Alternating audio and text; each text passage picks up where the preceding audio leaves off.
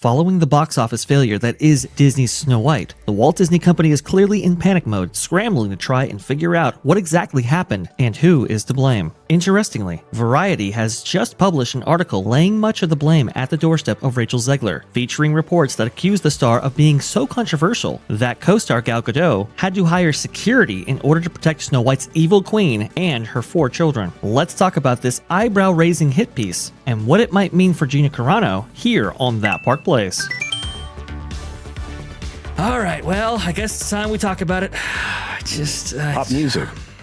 It's just one of those things where we have to discuss it because, well, it's the biggest news going on out there in the entertainment sphere. I'm not talking about the cast for the Avengers. I'm talking about one in particular, Rachel Zegler. This from That Park Place. Variety throws Rachel Zegler under the bus for Snow White failure in wild about-face hit piece. But was Disney behind the wheel? Very, very interesting. This by Marvin, of course. In a surprising shift from its previously glowing coverage, Variety has published a damning report outlining internal tensions surrounding Rachel Zegler's behavior during the promotion of Snow White. Their article, which dropped just days after the film's underwhelming $85.3 million global opening, paints Zegler as a defined and politically reckless liability, laying out a timeline of clashes with Disney executives, promotional controversies, and studio intervention. But while Zegler's missteps are all well documented, the sudden shift in tone raises a key question. Is Variety's new tone simply journalistic accountability, or is Disney quietly repositioning the narrative? It is interesting. So apparently, according to this Variety article right here, inside Disney's Snow White fiasco, death threats, beefed up security, and a social media guru for Rachel Zegler, we can see right here, Tatiana Siegel. It outlines what she said at D23 Expo right there, and her ex post that, decided to both promote the film and talk about freeing Palestine. Apparently, Disney was just absolutely appalled. That addendum, which amassed 8.8 million viewers, nearly 4 times the number of the initial post, quickly made the rounds, with many inside the studio expressing shock that the Snow White star would commingle the promotion of its $270 million tentpole with any kind of political statement. A Disney executive raised the studio's concerns with Zegler's team, while the film's producer, Mark Platt, flew to New York to speak directly to her. But the actress, whose relationship with the studio began to unravel in 2022 during a contentious West Side Story Awards season campaign and continued as she trashed the beloved Snow White remake, stood her ground. And the post remained. Behind the scenes, death threats towards Zegler's co-star Gal Gadot, who is Israeli, spiked, and Disney had to pay for additional security for the mother of 4. This is absolutely wild. So they tried to get her to stop. She didn't. Those posts remained, and she still mouthed off even after all of this. Apparently, the president of the Walt Disney Studios at that time, Sean Bailey, very upset. Now he's gone, but Rachel remains. What is going on with this whole thing? I mean, this is absolutely wild. You can take this from multiple directions. Please, panel, what are your thoughts? Well, this can be explained very easily, Vash. She is a terrible human being. Someone comes up to you and is like, your co-star in this movie and her 4 young children are in danger because of what you have written. Please fix this. And you say no. What does that say about you? It is wild narcissism to completely be unable to backtrack because it would prove that you are wrong. It's this is a hit piece to end all hit pieces, and they might say in this article Disney could not be reached for comment about this, but every comment in this came from Disney. Let's be real here. Disney has Bob and the C-suite have decided that this is not our fault. Don't blame us, blame her. And they threw her under the bus. I mean, she belongs under that bus, but they belong under the bus with her. I totally agree, by the way. This is something she tweeted out, something that was completely political and also weighing in on an incredibly controversial subject in response to the trailer for her, $400 million movie. Maybe they weren't admitting it was a $400 million movie at the time, but this is something that she shouldn't have said it in the first place. It was completely inappropriate that she said it. And then after she found out that there were real world consequences for her slacktivism, here, because it's not like she's going on the front lines. It's not like she's doing actual work to try to make any difference here. She just wants to feel good in her little New York circle here. After she finds out that there are actual consequences for real people, some of them being children, she says, no, I'm sorry.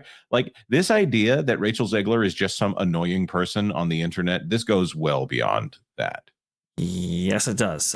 Quote, she didn't understand the repercussions of her actions as far as what that meant for the film, for Gal, or for anyone, says one insider right here. Talks about how never know peace and all of that. We've obviously heard that before. After a back and forth, she began working with a social media guru paid by Disney to vet any posts before the film's March 21 bow. Disney declined comment. Also, Zegler did not respond, it seems.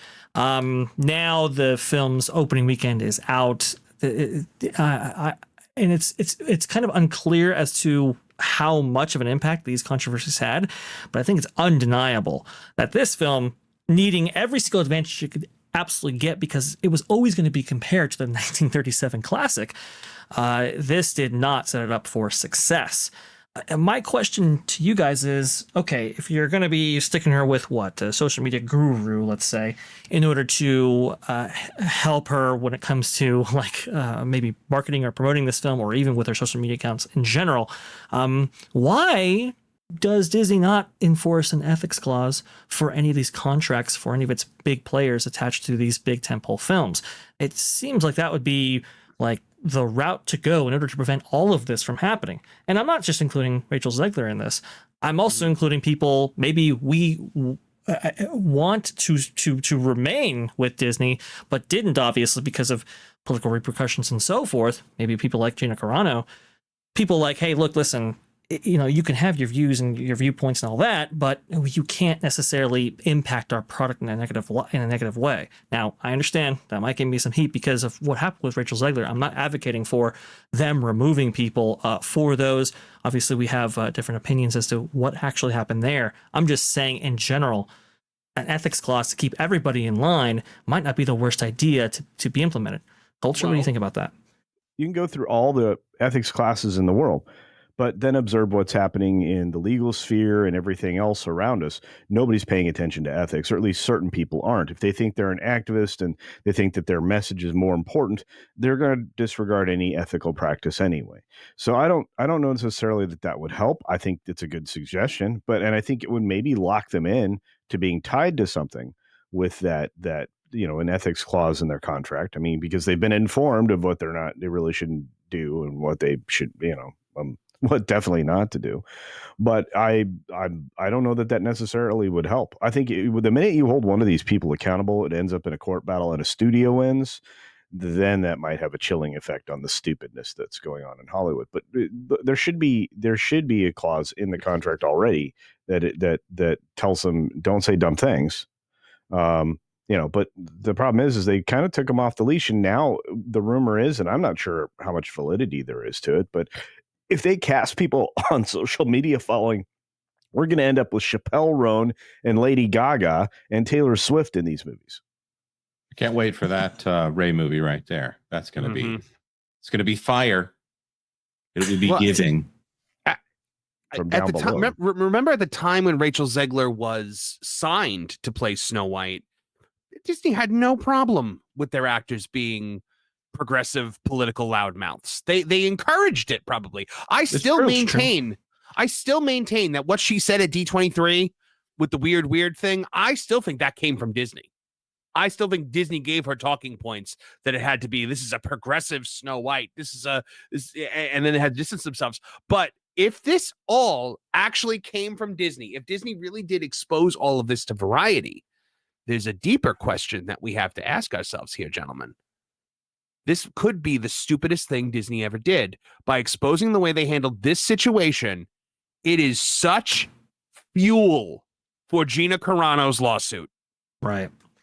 I want to include this paragraph right here. Months later at D23, she criticized the original 1937 Snow White, that being Rachel Zegler, noting that the prince, quote, literally stalks the heroine. One top agent says that was the moment that Disney allowed Zegler to control the narrative. Quote, The first time she shoots her mouth off, you nip it in the bud. Instead, the studio said nothing, and Pierce began to revolt. And as time went on, Disney became increasingly loath to weigh in on anyone's speech, considering that the studio was sued in 2024 by actress Gina Carano, who claimed that she was fired from The Mandalorian for voicing her opinions on hot button issues. It does appear that Gina Carano's influence may have influenced Rachel Zegler being able to mouth off as much as she did. Now, if you're going to allow people to talk, I don't necessarily disagree that you maybe allow somebody like Rachel Zegler to speak her mind in order to be consistent, or to have a consistent, somewhat policy of allowing people to mouth off and not actually remove them, given what happened with Gina Carano. But with Gina Carano out there, suing because she says she was fired for discrimination, I mean, don't you as well fire Rachel Zegler in order to be consistent with that? What's funny is I think this actually comes out because they obviously had a bunch of problems at Lucasfilm with what Gina said, because ideologically they could not stand for her. And I don't even think that Gina Carano is actually a right-wing person the way we would describe like 10, 15 years ago. I don't even think she's there. From a political spectrum. We can speculate all day long about that if we wanted to. I think that she was slightly to the right of the people at Lucasfilm, and they could not stand it. So you had a bunch of people trying to come up with reasons to fire her. And I think that we have the opposite situation here with Zegler. I think that you have a bunch of people that are actually sympathetic to what Zegler was saying and feed into this ridiculous. I mean, we've heard Imagineers talking about how amazing Beyonce and Taylor Swift and, just kind of star loving people here. And those kind of people love the Rachel Zegler types. So I think that they were actively trying to come up with reasons, because of that whole Gina Carano thing. We really need to make sure we hold on to this Rachel Zegler, since they're not protesting enough to what Rachel Zegler was out there saying. Now, the accountants and the marketers know that this was bad news from day one. If it's actually actively hurting the production, okay, get rid of her. Do something else. Minimize her role. Recast. But I don't think they actually wanted to get rid of Rachel Zegler. I think there were enough people inside the company that I bet Bob Iger was worried about having a Bob Chapek moment by getting rid of Rachel Zegler. We can see online right now the number of weirdos on Twitter that are out there defending Rachel Zegler, saying that it was Gal Gadot that was the problem in this movie. When you barely even have to mention, it barely comes up that she's in this movie because of Rachel Zegler's comments. By the way, if I am Gina Carano's legal team, the first thing I am going to do is subpoena Disney's accounting department to see if they actually did pay for security for Gal Gadot. Because if they can prove that not only was this woman spouting off political, views that were divisive, but she actually caused threats of harm to a coworker and still nothing happened, that's huge for that case. Because it's so much more egregious. You notice that they didn't try to put Rachel Zegler into a struggle session with a bunch of Republicans after she did the whole Trump tweet.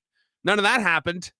It's so polar opposite. That's why I wrote this editorial that's up on that Park Place right now, because I wanted to break down exactly how these two things look next to each other and the way Disney handled one versus the way Disney handled the other. And it's egregious. Right. I mean, that's the thing.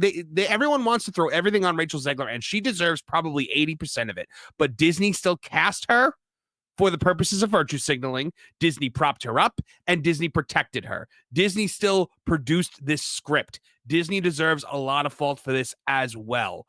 It's just amazing to me, though, with Variety, because just days before this hit piece came out, Variety was still trying to be like, oh, Snow White is the fairest of them all at the box office. Rachel Zegler shines. They were still, so they got new marching orders. It's very clear. It was, okay, time for a 180. She's toast now. I'm sure there's also someone internally from Disney that really wants to spin how much they love Rachel Zegler for the purpose of marketing this film. So they have to look like they're in love with the things that Rachel Zegler is doing, even while they're minimizing it, even while they're canceling press events and things like that. I think they're going to have to pay a hefty medical bill for the people in charge of marketing this film, because I bet that they have given these people a coronary. Either you let your people talk or you don't. And we saw two standards take place for what we're guessing is ideological reasons right here. What happened to Gina Carano was egregious, and you would have thought that they would have been consistent with Rachel Zegler. Perhaps not. And perhaps it's not for the reasons that would make any of us happy. Curtis Joseph with the Canadian $2. Fair to say she thought she was bigger than Disney. That's no good right there. Isn't the misperception on her part the largest thing here? I mean, she perceived it as the star of the movie. Disney would have to back her to the wall forever. And I think this is a lesson that most stars, leading people in Hollywood production should take note of, that if you go too hard in the paint and you lose the studio money, they're going to stop protecting you and maybe attack you. Because, I mean, let's be clear here. Penske Media, which is the three primary trade papers, has the same marching orders. So all Disney has to do is make a phone call, because all the Access Media has now is access.